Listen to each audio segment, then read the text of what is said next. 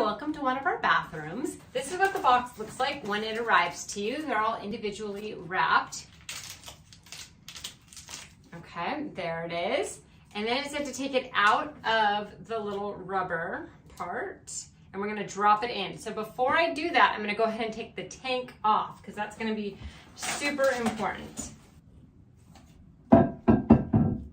Very, very bright blue. It's going to just drop right into this right corner. Boom, in. And then in 5 minutes, we're going to flush it. So while we're waiting the 5 minutes, cool fun facts, this has a thick lubrication protection that's going to form on the side wall, preventing the adhesion of stains.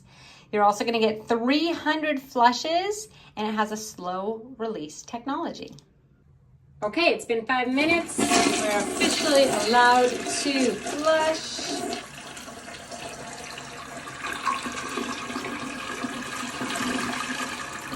Do we see blue?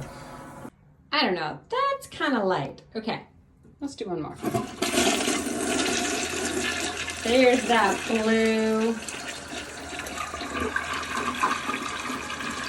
Pretty sparkling blue. All right, toilet bowl cleaner is working. Check this out if you're in the market for some toilet bowl cleaners.